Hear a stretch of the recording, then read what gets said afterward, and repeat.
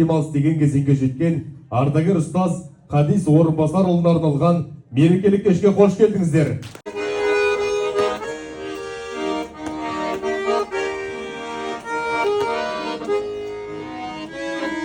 Жалжан Қадис Орынбасарұлы 1961 жылы 29 қарашада Таушық ауылында дүниеге келді.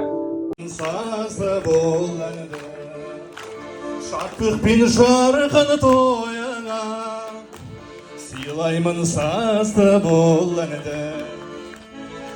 Ағай, балапан ерткен қаздай бәрімізде вокзалға да барады, мәдениет үйіне де барады, ауданға да барып талай сайыстарда жүлделі қайтқанбыз. Енді қазақта керемет сөз бар ғой. Бір әрі үйреткенге 40 жыл сәлем бер деген.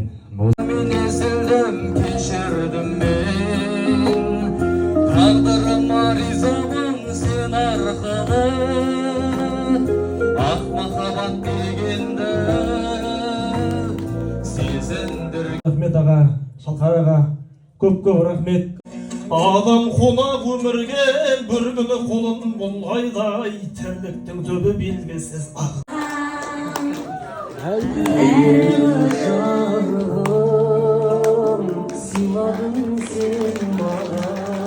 Сіздің салып кеткен сара жолыңызды арға жалғастырып жатырмыз. Бүгінгі мерекеңіз құтты болсын. Жап-жылы сөздерменен жарқырап күліп тұрған Ағайдың шәкірті Болатбек Иса. Жетектеп сахнаға шығардыңыз. Көп рахмет. Енді сіздің мерейтойыңызға өнер көрсету бұйырып жатыр екен. Көп рахмет. Енді тек жүргенде жайдары, сұлу самал майданы.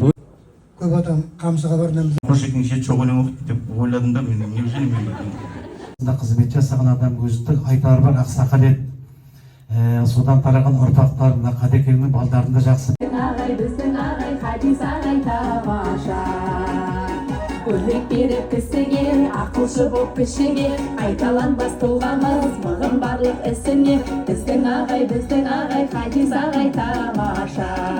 Бүгін біздің мектебімізде үлкен мерекелік шара, үлкен той деуге болады. Абай осы мектебіміз гүлдеп жайнай берсін, аман болайық. Сіз білдеп сыйласып жүре берейік. Бәріңізге де көп рахмет, келіп жатқан ағалар, қонақтар, Шалқар інім, бәріңізге де қадамдарыңыз құтты болсын. Өмір деген солай, уақыт деген қалай, жаным солай. Бақыт жайлы ойлама, бақытты бол жай ғана, ең бақытты жанды көр, қарағанда айнаға.